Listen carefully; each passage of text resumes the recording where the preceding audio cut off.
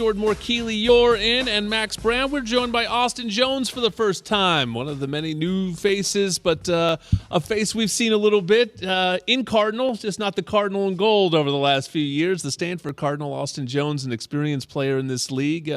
What was the impetus for you to make the switch, Austin? Obviously, you had a lot more knowledge going in maybe than some transfers because you were pretty familiar with USC being not too far away up in Palo Alto. I think the biggest thing for me is I needed a change where, I'm going to a different situation where I could reinvigorate my passion for the game. And I know coming to USC, a place where, there's a lot of hype and, competitiveness that, you kind of need as a player. And I felt like coming here was the best thing that I could have done for myself. What's the transition been like so far with you and your relationship with Coach McDonald? Oh, it's been great. Coach Mack, he recruited me throughout high school. And, we've always kind of kept that pretty close relationship throughout. It was really between Stanford and Utah. And, without a doubt, love Coach Mack. And then once I saw him get the job over here, I was like, man, I got to take the opportunity to do that. So it was great. You left the running back room that was pretty talented with E.J. Smith and Filkins. Then you come here, and it's a stacked running back room as well. I think oftentimes when transfers happen, they try to go to a spot where they know they're going to get a bunch of carries in the game. It's not necessarily the case here, which is not necessarily a bad thing either. But how did you navigate that decision when you were assessing where your next stop was going to be? I think the biggest thing for me, I just want to go somewhere where I can compete and have fun with it. I didn't really care whether or not there was a bunch of dudes that, were per se, how do I say this? I didn't necessarily care if there was a bunch of talented guys around me because it's only going to make me better. And I felt like going here where Travis is coming in, Darwin, he's a great player too, and now we just have a room where it's every day you got to compete, every day you got to wake up and, fight. And I think this is the best thing for me. You're listening to Austin Jones, new USC running back, a transfer in. And, obviously, again, we know the Stanford program well. And listen, David Shaw has won a ton of games up there, calling games the way that he does with that offense. But it is a far cry from the offense that you've joined here in Lincoln Riley. I mean, this is just sort of polar opposites of the way you can look at offense. How has the adjustment been for you? What do you like? How do you fit in Lincoln Riley's scheme? Oh, this scheme is crazy. He has a whole bunch of different type of ways where you can get the ball, whether it's out of the backfield, deployed as a receiver, and everything like that, which is much different than Stanford. There's a lot more space with this offense. So, I'm really enjoying it. Just at practice and everything like that, just seeing what's kind of going on, and where I can kind of fit into that mold. And you've seen his track record, you've seen what he did at OU, and then I was like, why not? For Trojan fans who haven't seen your play style, how would you describe how you are as a running back? Shoot, utility back. I got it all. Catch, block, run. I do everything. So anything they need, I'm gonna do it.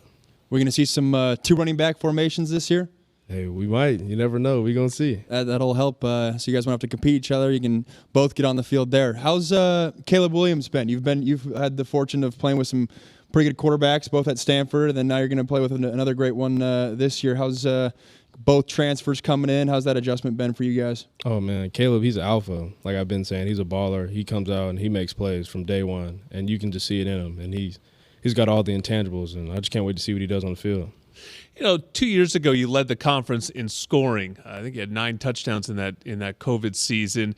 Sometimes I think people see goal line runs and it looks easy. What's the art to it? What's the skill behind getting that yard when you need a yard? Shoot, the biggest thing is just don't overthink it. The play is built to go somewhere. Take it where it's going to go, and then after that, if it breaks down, go ahead and make a play. Now, I'm hearing things on the sideline. I want to confirm this with you. It seems like Travis Dye is a trash talker. Is that true? Hey, man. He's a trash talker. I mean, we got a whole bunch of dudes that talk trash, and they like to have fun with it. It doesn't get really out of hand or anything like that, but, we be chirping and stuff like that. But he's quiet off the field, right? Oh, yeah. He doesn't talk at all off the field. But no, he's super cool though, man. Super laid back dude. So, week 2 this season, what are the emotions going to be like playing your former squad? I know we're getting way ahead of ourselves, but what comes to mind when you think about that game? Oh, it's gonna be fun. It's like growing up and you get to play your friends that you used to grow up with all the time. So now it's kind of like getting on the other end. It's gonna be different. It's gonna be definitely a change being in a different jersey in the stadium that I played in for 3 years, but. I can't wait. The emotion's definitely going to be high. And, I got to get after my old guy. So it's gonna be fun.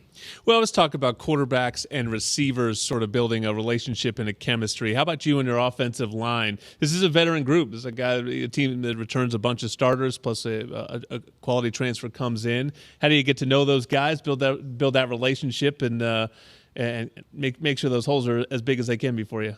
I honestly think it's just a natural relationship. Like you come in and these dudes, they just kind of came. We just gravitated towards each other, and I feel like naturally, just getting to play with each other and see what kind of play styles we are, and just sitting there just chopping up with them, having fun with them, hanging out with them outside of football and everything like that. Just kind of just naturally comes apart with just playing with each other. As you mentioned, you saw USC from afar. Now that you've been here for a couple months, is there anything that you learned about USC that you didn't necessarily know from the outside? I didn't know it was this close to, well, now crypto.com, but I didn't know most it of was us that still close. call it Yeah, it's Staples. okay. Yeah, okay. I see Staples Center. That, It's you know gonna what I'm take a saying? long time Yeah, to it get. Did you grow up a Laker fan? Or you grow up a Warriors fan or what? No, I've always watched like Lakers games and stuff, and I was Yeah. like, man, I've always wanted to like go to Staples Center. It's like an iconic place. Yeah. And then You walk. yeah, I know exactly. You just go down the street now. I could take my scooter down there now. So. Yeah.